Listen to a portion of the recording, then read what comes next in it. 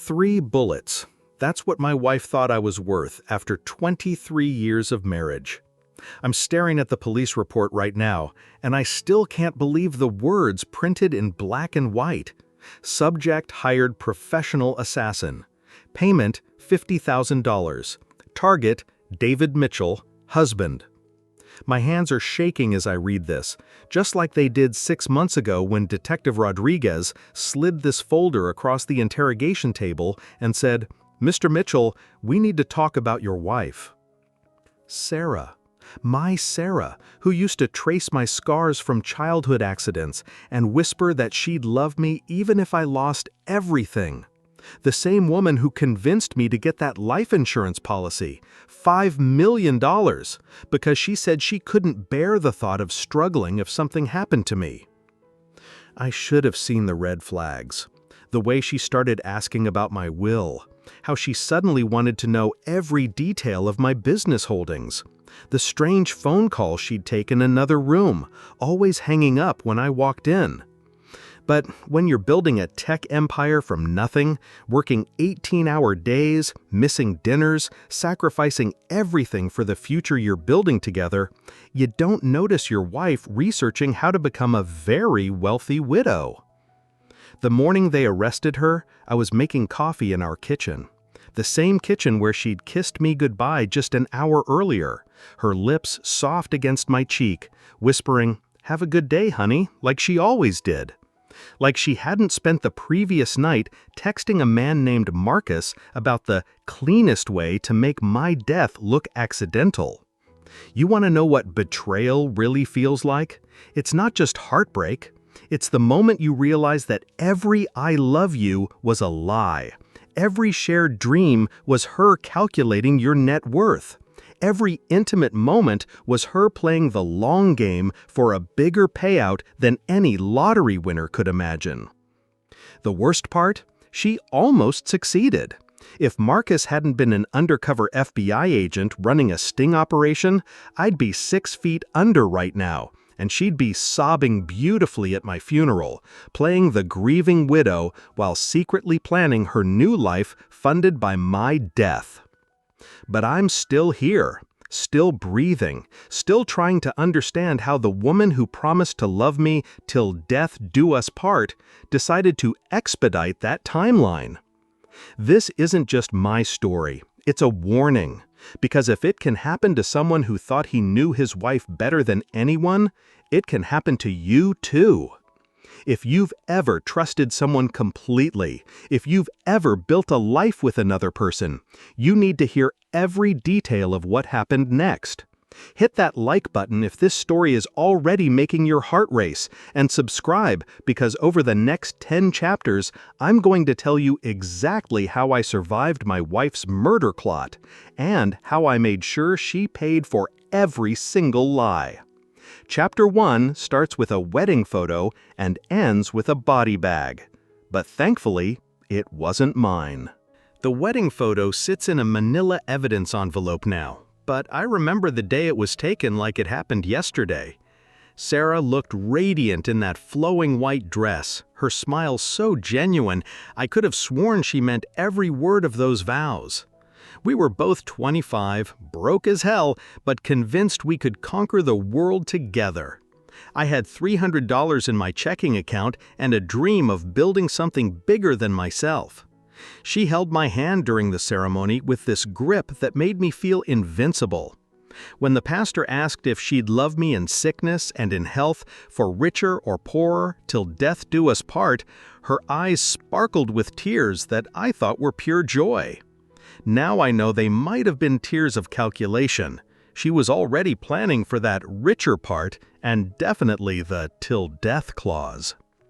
Our first apartment was a cramped studio above a Chinese restaurant. The smell of sweet and sour pork permanently stained our clothes, but we laughed about it. Sarah would dance around in her underwear while I worked on my laptop, building code for what would eventually become Mitchell Tech Solutions. She'd bring me coffee at midnight, kiss the top of my head, and whisper about the mansion we'd live in someday. I worked 16-hour days in those early years. Sarah took a job as a receptionist at a law firm, but she hated it. She'd come home exhausted, complaining about her boss, about the other women who had nicer clothes and better lives. I promised her things would change. I swore I'd build us a life where she never had to worry about money again. The night I landed my first major client, a contract worth $50,000, Sarah cried in my arms. Real tears this time, or so I thought. She said she'd never doubted me, never stopped believing in us. We celebrated with takeout Chinese food and cheap champagne, making love on our second-hand mattress like we were the richest people in the world. Looking back now, I can see the exact moment everything started to change. It wasn't when the money came, it was when Sarah realized just how much money there could be. The way she started asking about intellectual property rights, about what would happen to the company if something happened to me. She called it being practical, but I should have called it what it really was: research. By our 5th anniversary, we'd moved to a real apartment. By our 10th, we had the house.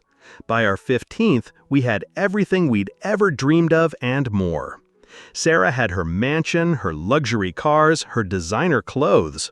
But somewhere along the way, I became expendable. The dreamer she'd married had served his purpose. Now she needed him gone to enjoy the fruits of his labor. The wedding photo shows 2 people who believed in forever. One of us still did, right up until the moment Detective Rodriguez showed me the truth. Sarah was a masterclass in the long game, and I was her most devoted student without even knowing I'd enrolled. She didn't just marry me, she sculpted me, molded me into the perfect victim over 2 decades of careful manipulation. In the early years of our marriage, she made herself indispensable. When I was stressed about work, she'd run me a bath and massage my shoulders while I vented about difficult clients.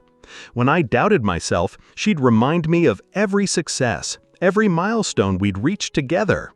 She became my cheerleader, my confidant, my safe harbor in every storm. But she was also studying me, learning my weaknesses, my blind spots, my unwavering trust in the people I loved. Sarah had a PhD in David Mitchell, and she used that knowledge like a weapon disguised as affection. She convinced me to get life insurance when I turned 30. "Baby, what if something happens to you?" she'd say, tracing circles on my chest late at night. "I couldn't bear to lose our house, our life together. I need to know I'd be okay if—" She'd trail off, letting me fill in the blanks with my own protective instincts. The policy started at $1 million. By the time she was done, it was $5 million. Sarah never worked after that law firm job. She said she wanted to focus on supporting my career, being the perfect wife. And she was perfect, the kind of woman other men envied me for having. She hosted dinner parties where she'd brag about my accomplishments to our guests. She'd wear red dresses that made other wives look overdressed or underdressed by comparison. She made me look successful just by standing next to me. But perfection has a price, and Sarah was keeping careful accounting. Every compliment came with a subtle reminder of what I owed her. Every act of support was an investment in her future payout. She made herself seem selfless while building the most selfish plan imaginable. The strange phone calls started about 3 years ago. Sarah would step onto the balcony or into the bathroom, speaking in hushed tones before hanging up when I got too close. When I asked, she'd laugh it off. Telemarketers, her sister having relationship drama, nothing important. I trusted her explanations because trust had become my default setting where Sarah was concerned. She started asking about my will around the same time. Casual questions at first, then more detailed inquiries about beneficiaries and asset distribution. She framed it as practical planning, responsible adulting. "We should both know where everything is," she'd say, "just in case." The most chilling realization isn't that she planned to kill me. It's that she planned to mourn me beautifully. She already had the black dresses picked out, the perfect widow's narrative crafted. She would have played the grieving wife so convincingly that everyone would have felt sorry for her, admired her strength, supported her through her difficult time. Sarah didn't just want me dead. She wanted to be celebrated for surviving me. You want to know the most dangerous thing about being deeply in love with someone? You become an expert at explaining away their worst behavior. For 3 years, I performed mental gymnastics that would have impressed Olympic judges, all to avoid seeing what was right in front of me. The first red flag was Sarah's sudden interest in my business partners. She'd never cared about the technical side of my company before, but suddenly she was asking about key man insurance, about what would happen to Mitchell Tech if I died unexpectedly. She claimed she was worried about our financial security, but her questions were too specific, too calculated. Then came the research. I caught her Googling accidental death statistics and most common ways men die on her laptop. When I asked about it, she said she was researching an article she'd read about workplace safety. Sarah hadn't worked in 15 years, but I believed her because I needed to believe her. The gym membership was another warning sign I rationalized away. Sarah had never been interested in fitness, but suddenly she joined an exclusive gym across town. She'd spend hours there, coming home flushed and energized in a way that had nothing to do with exercise. When I suggested we work out together, she said she needed personal time to focus on her health goals. I followed her once. God help me, I actually followed my own wife like some paranoid husband in a bad movie. But instead of catching her with another man, I watched her sit in a coffee shop across from the gym, talking intensely with a guy in a leather jacket.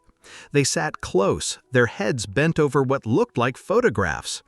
When she laughed at something he said, it wasn't her usual laugh. It was darker, more conspiratorial. The man was Marcus, though I wouldn't learn his name for another 6 months. Sarah's behavior at home became increasingly strange. She'd ask me about my daily routines, what time I left for work, which routes I took, whether I always parked in the same spot. She called it taking interest in my life, but it felt more like surveillance. She memorized my schedule with the precision of someone planning around it. The most chilling change was how she started talking about death, not morbidly, but philosophically. She'd bring up news stories about widows, about how some people handled loss better than others. She'd comment on how strong certain women were, how they rebuilt their lives after tragedy. She spoke about death like it was an opportunity for reinvention. And I explained it all away. The strange questions were practical planning. The secret meetings were probably about surprising me with something special. The death talk was just Sarah processing her own mortality. I had an excuse for everything, because the alternative, that my wife was planning to murder me, was unthinkable. But the biggest red flag wasn't something Sarah did, it was something I did. I started making excuses to stay late at work, to travel more for business. On some subconscious level, I was avoiding my own home. My body knew what my mind refused to accept. I wasn't safe there anymore. The morning that changed everything started like any other Tuesday in our perfect suburban paradise. I was running late for a board meeting, Sarah was still in bed claiming a headache, and our golden retriever, Max, was doing his usual routine of following me around the kitchen hoping for dropped toast crumbs. I was gulping coffee and scrolling through emails when Detective Rodriguez rang our doorbell. At first, I thought it was about a break-in in the neighborhood. We'd had a few lately. I opened the door expecting to discuss security camera footage or missing packages. Instead, Rodriguez asked if we could talk somewhere private. "Mr. Mitchell, I need to discuss your wife with you. Is she home?" The question hit me wrong. Not about home security, not about witnessing something, about Sarah, specifically. I felt my stomach drop before my brain could process why. Something primal in me recognized danger even as I invited the detective into my study. Rodriguez was a small woman, maybe 50, with the kind of tired eyes that had seen too much human ugliness. She sat across from my mahogany desk, the one Sarah had picked out because it made me look successful and intimidating, and pulled out a manila folder that would end my life as I knew it. "Your wife has been under surveillance for the past 3 months," she said, sliding photos across my beautiful desk. Photos of Sarah meeting with Marcus. Photos of them exchanging manila envelopes. Photos of them embracing in ways that had nothing to do with business transactions. But it wasn't infidelity that made my hands shake. It was the transcript Rodriguez showed me next. Text messages between Sarah and Marcus discussing the job. Messages where my wife referred to me as the target and discussed payment schedules like she was hiring someone to install kitchen cabinets. Subject requires accidental death appearance. Client specifies no investigation complications. Payment $50,000 upon completion. Those words, typed by my wife's manicured fingers, hit me like physical blows. Sarah had reduced our 23-year marriage to a business transaction. I was a problem to be solved, an obstacle to be removed, a payout to be collected. The worst part was reading her description of my daily routines. Every question she'd asked, every detail she'd memorized had been intelligence gathering for my assassination. She knew I left for work at 7:15 every morning. She knew I always stopped for gas on Thursdays. She knew I jogged the same route every Saturday, usually alone. Rodriguez explained that Marcus was an undercover FBI agent working a sting operation on contract killers. Sarah thought she was hiring a professional assassin. Instead, she'd been confessing to attempted murder while federal agents recorded every word. "We arrested her this morning," Rodriguez said. "She's in custody now, being processed. I wanted you to hear this from me before it hits the news." I sat in that study, surrounded by books Sarah had arranged to make me look intellectual, behind a desk Sarah had chosen to make me look powerful, and felt my entire reality crumble. The woman sleeping upstairs in our bed had spent months planning my death. She'd lain beside me night after night, knowing she'd hired someone to kill me. Every kiss had been Judas' kiss. Every "I love you" had been a countdown to my execution. I watched them arrest my wife through our bedroom window. Sarah was still in her silk pajamas, the blue ones I'd bought her for our anniversary, when Detective Rodriguez and 2 uniforms walked her to the patrol car in handcuffs. She looked small suddenly, fragile in a way that made my heart ache despite everything I'd just learned. The neighbors were watching, of course. Mrs. Henderson from next door had her phone out, recording everything for whatever social media platform would give her the most attention.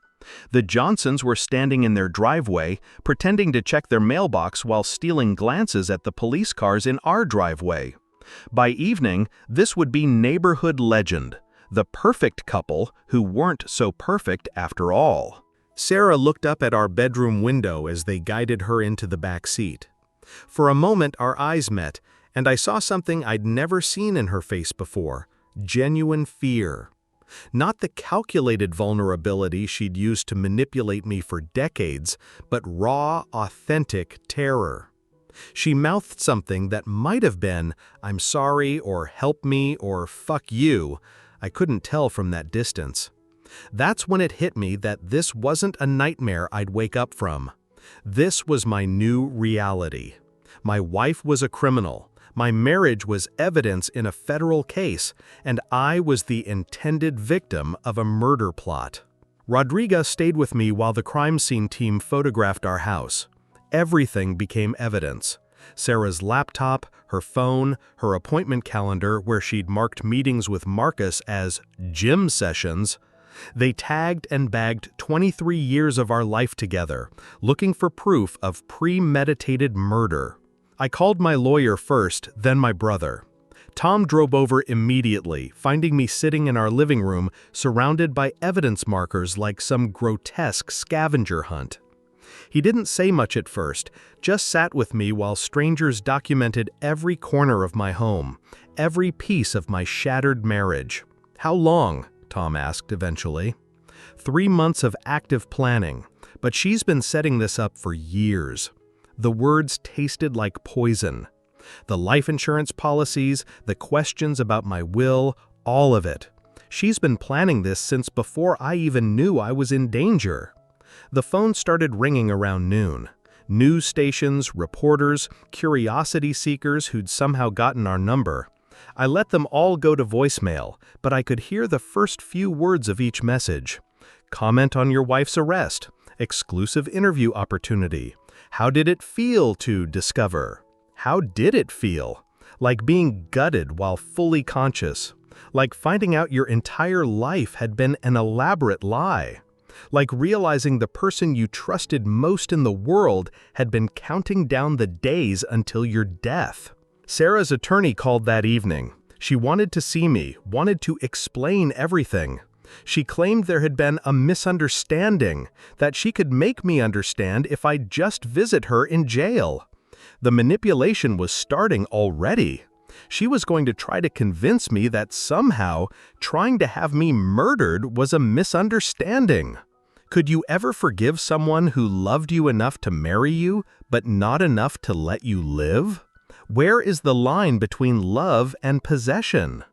The story broke on the 6 o'clock news with the kind of sensational headline that news producers dream about. Tech millionaire's wife hired Hitman for insurance money. Within hours, our faces were plastered across every major network. Our private tragedy transformed into public entertainment. I made the mistake of watching the coverage that first night. The reporters stood outside our house, my house now, I supposed, describing Sarah as a beautiful socialite and me as a successful but obsessive businessman. They'd somehow gotten our wedding photo, the one the police had bagged as evidence, and kept showing it while discussing the shocking betrayal that rocked an affluent neighborhood. My phone became useless. Reporters, talk show producers, and documentary filmmakers called every few minutes. They wanted exclusive interviews, behind-the-scenes access, the real story of how it felt to discover your wife wanted you dead. They offered money, substantial money, for my pain. The worst part was how they portrayed Sarah. The media loves a beautiful villain, and Sarah photographed beautifully, even in her mugshot. They showed her charity work, her social connections, her perfect smile at gallery openings. They made her look sympathetic, like a woman driven to desperate measures rather than a calculating would-be murderer. I hired a publicist, something I never thought I'd need, to handle the media requests and try to control the narrative. She was a sharp woman named Janet who specialized in crisis management for wealthy clients. Her first advice was brutal. Don't defend her, don't attack her, and don't try to explain the marriage. The public will create their own story regardless of the truth. The internet was worse than television. Social media exploded with theories about our relationship. Some people painted me as an abusive husband who'd driven his wife to desperate measures. Others called Sarah a gold-digging psychopath. The truth, that we'd been happy, or at least I thought we'd been happy, until she decided to cash in on my death, was too complex for hashtags and hot takes. My business suffered immediately. 3 clients canceled contracts within the first week, citing negative publicity and brand association concerns. 20 years of building Mitchell Tech's reputation, and it could all disappear because my wife had tried to have me killed. The irony was suffocating. Sarah might destroy my life after all, just not in the way she'd planned. I stopped leaving the house except for meetings with lawyers and FBI agents. Every trip to the grocery store became a gauntlet of stares and whispered conversations. People recognized me from the news coverage, and I could see them pulling out their phones to take pictures of that guy whose wife tried to kill him. The loneliness was overwhelming. Friends didn't know how to act around me. Should they console me, congratulate me on surviving, ask for details about the plot?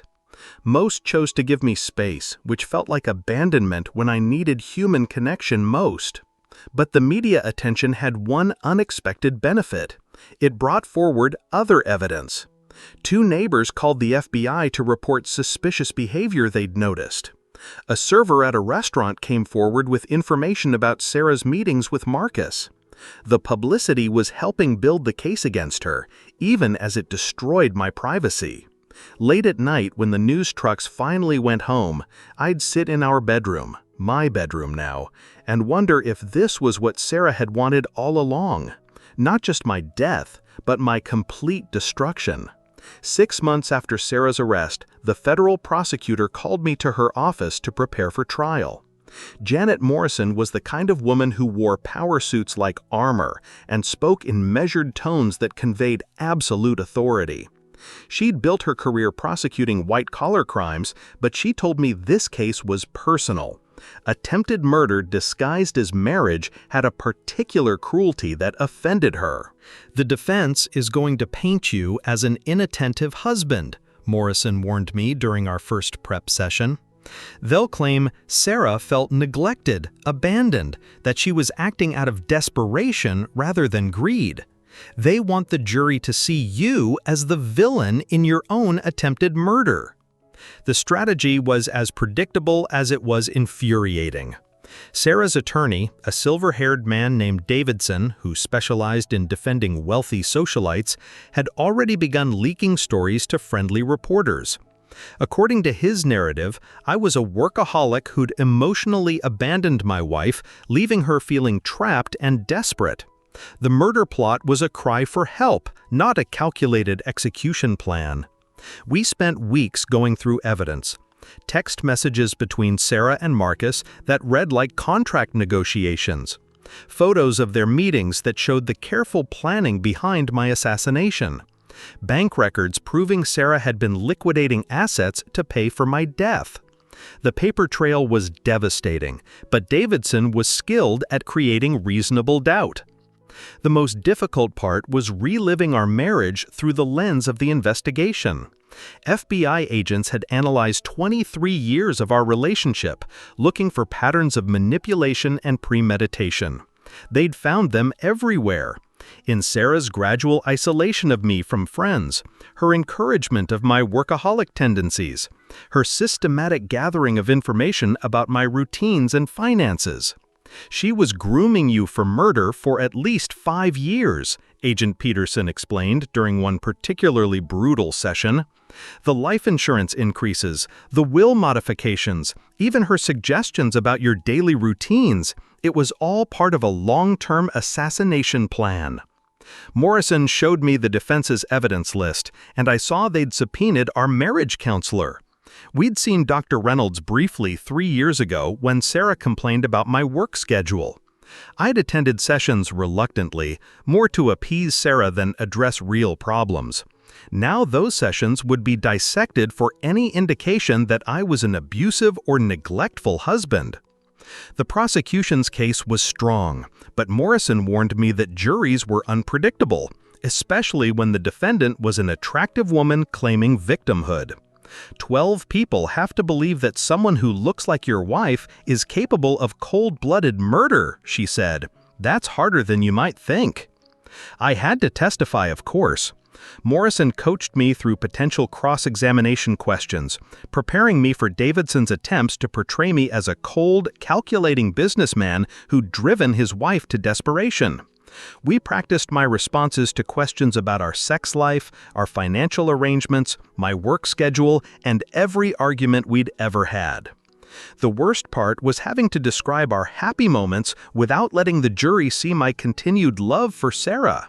Because despite everything, despite the murder plot, the betrayal, the systematic destruction of our marriage, part of me still mourned the woman I thought I'd married.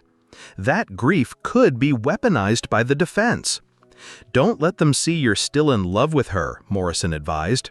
"Righteous anger plays better than heartbreak to a jury." But how do you turn off 23 years of love, even when that love was based on lies?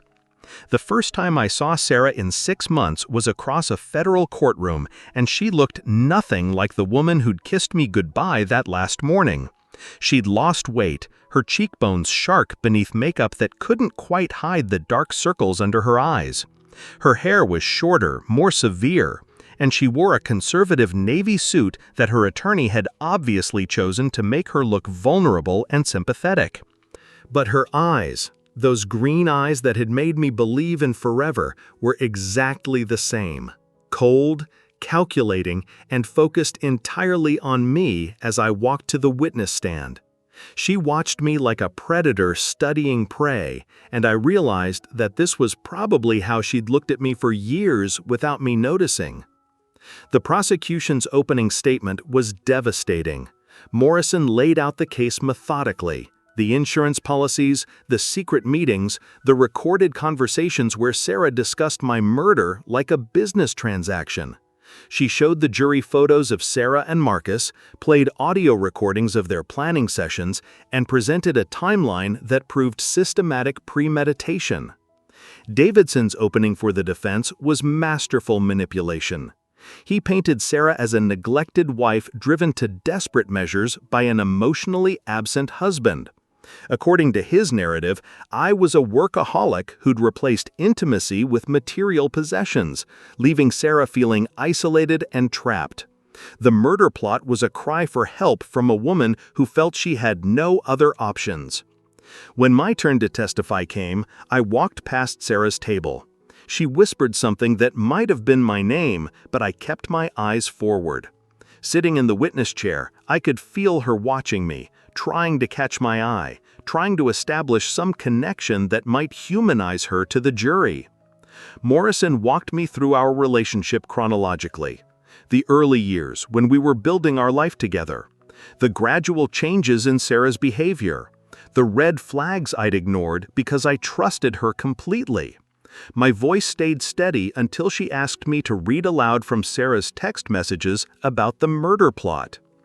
Target maintains predictable schedule. Thursday gas station routine offers best opportunity for accident scenario. The words felt like glass in my throat. That was my wife describing my daily routine to the man she'd hired to kill me. Davidson's cross-examination was brutal but predictable. He tried to paint me as controlling, obsessive, emotionally unavailable. He asked about our sex life, our arguments, the times I'd prioritized work over marriage. He wanted the jury to see me as the kind of husband who'd drive his wife to desperate measures. "Mr. Mitchell, isn't it true that you worked 70-hour weeks for years while your wife stayed home alone? I worked hard to build the life Sarah said she wanted. And isn't it true that you had complete control over your family's finances? Sarah never expressed interest in managing our money until she wanted to use it to have me kill me."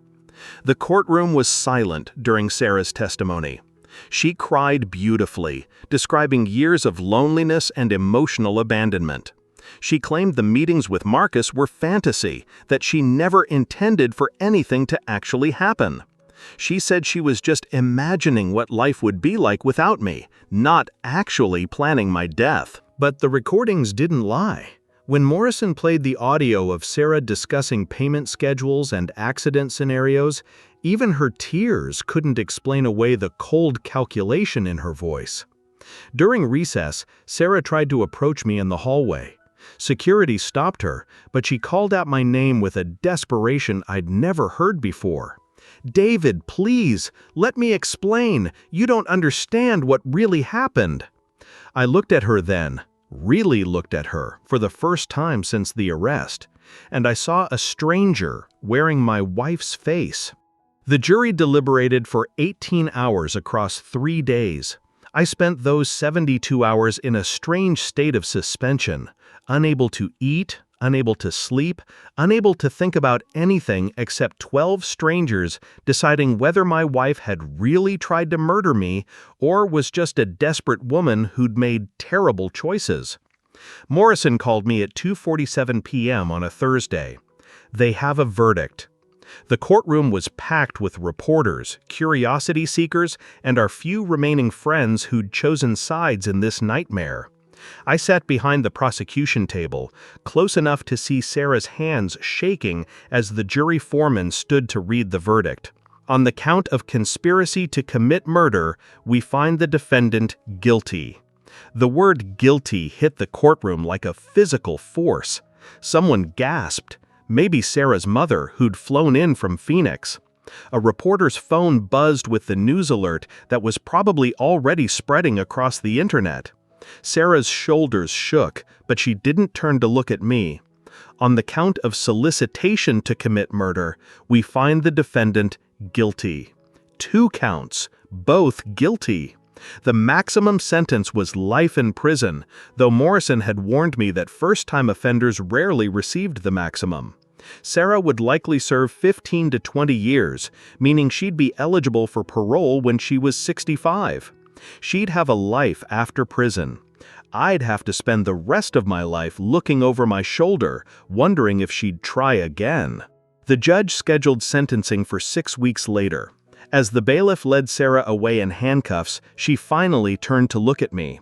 Her face was streaked with tears, her makeup destroyed, her carefully constructed facade completely collapsed. For a moment, she looked like the woman I'd fallen in love with 25 years ago. Vulnerable, frightened, human. But the spell was broken. I felt nothing for her except a profound sadness for what we'd lost, for the life we could have had if she hadn't decided my death was worth more than my love. The media circus resumed immediately. Reporters shouted questions as I left the courthouse. How do you feel about the verdict? Will you attend the sentencing? Do you forgive your wife? I didn't answer any of them. What was there to say? Justice had been served, but it tasted like ashes. The sentencing hearing 2 weeks later was anticlimactic. Sarah received 18 years without possibility of parole for the first 10. She'd be 63 when she was eligible for release. Davidson argued for leniency based on her lack of prior criminal history and her claims of mental health issues. Morrison countered that the calculated nature of the plot demonstrated a level of premeditation that deserved severe punishment. Judge Harrison agreed with the prosecution. This wasn't a crime of passion or desperation, he said, before announcing the sentence. This was a calculated, methodical plan to commit murder for financial gain. The defendant spent months plotting her husband's death with the same attention to detail that others might use to plan a vacation. Sarah was given the opportunity to make a statement before sentencing. She stood slowly, her voice barely above a whisper as she spoke to the courtroom. "I'm sorry for the pain I've caused. I'm sorry for the betrayal. I'm sorry for destroying our marriage and our life together. I don't expect forgiveness, but I want David to know that I did love him. Once upon a time. Once upon a time. Like our marriage had been a fairy tale with a villain's ending." I didn't attend her transport to federal prison. I couldn't bear to watch the woman I'd loved disappear behind bars, even though she'd planned the same fate for me 6 feet underground. 2 years have passed since Sarah was sentenced, and I'm sitting in a new house in a new city, trying to build a new life from the wreckage of the old one. I sold our dream home. I couldn't bear to live in the place where she'd planned my murder, and moved 3 states away to start over. Mitchell Tech survived the scandal, though it took months of damage control and several new clients willing to separate my business reputation from my personal tragedy. I've been in therapy for 18 months now. Dr. Chen is patient with my trust issues, my hypervigilance, my inability to sleep through the night without checking the locks twice. She says trauma responses are normal, that anyone who discovered their spouse plotting their murder would struggle with basic human connection. Some days I believe her. Other days I wonder if I'll ever feel safe loving someone again. The hardest part isn't the fear, it's the grief. I mourn Sarah every day. Not the woman who hired a hitman, but the woman I thought I'd married. The woman who danced in our kitchen while I cooked breakfast. The woman who held me when my father died. The woman who never existed except in my imagination and her skilled performance. I've learned to recognize the difference between love and manipulation, between genuine affection and calculated investment. Sarah taught me that people can lie with their entire lives, that 23 years of marriage can be 23 years of planning. But I've also learned that not everyone is Sarah, that my experience doesn't define all relationships. 6 months ago, I met someone. Lisa is a librarian who doesn't know about my story unless she's Googled my name, which she probably has but hasn't mentioned. She's kind in a quiet way that feels genuine rather than performative. She doesn't ask about my ex-wife or why I moved here alone. She seems content to let our relationship develop naturally, without pressure or expectations. I haven't told her about Sarah yet. I will, eventually, because secrets have become poison to me. But for now, I'm learning to trust again in small doses. Learning that someone can care about me without calculating my net worth. Learning that not every woman who smiles at me is planning my destruction. Sarah writes letters from prison. I don't read them, but I don't throw them away either. My lawyer says she's been a model prisoner, that she's in therapy, that she claims to understand why she did what she did. Part of me is curious about her explanations, but a larger part knows that understanding her motivations won't heal my wounds or restore my faith in human nature. Sometimes I wonder if she really loved me once upon a time, or if every moment of our relationship was calculated manipulation. I've stopped trying to figure out where the real Sarah ended and the performance began. It doesn't matter now. What matters is that I survived, both the murder plot and the aftermath. I still have nightmares sometimes. Dreams where Sarah succeeds, where Marcus wasn't an undercover agent, where I never discovered the truth until it was too late. I wake up gasping, feeling for the pulse in my neck, grateful to be alive. Those dreams are getting less frequent, but they remind me how close I came to losing everything. The insurance companies eventually paid out the claims on our house and belongings after the criminal conviction proved Sarah's fraudulent intent. I donated most of that money to organizations that help domestic violence survivors. It felt like blood money otherwise, profit from my own near murder. People ask me if I forgive her. It's the question everyone wants answered, as if forgiveness is the end point of trauma, the final step in healing. But forgiveness isn't something I owe Sarah or something I need for my own peace. What I need is to accept that what happened, happened, and to build something meaningful from what remains. So here I am, 51 years old, starting over in ways I never imagined. Building new routines that Sarah couldn't have memorized. Creating new relationships based on honesty rather than hidden agendas. Learning to love my life again, not despite what happened, but because I survived it. If you're watching this story, if you've stayed with me through 10 chapters of betrayal and survival, I want you to know that recovery is possible. Healing is possible. Love, real love, is still possible, even after someone you trusted tries to destroy you. But more importantly, I want you to trust your instincts. If someone you love starts asking strange questions about your routines, your finances, your life insurance, don't explain it away like I did. If something feels wrong, it probably is. Your gut instinct might be the thing that saves your life. And if you're going through your own betrayal, your own nightmare of discovering that someone you trusted was planning your destruction, know that you're not alone. Know that survival is possible. Know that the pain you're feeling now won't last forever, even when it feels like it will. Thank you for listening to my story. Thank you for caring about a stranger's pain and survival. If this helped you, or if you have your own story of survival, please share it in the comments below.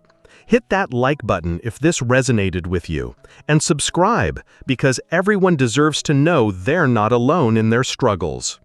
Sometimes the most important stories are the ones that are hardest to tell. This was mine. What's yours?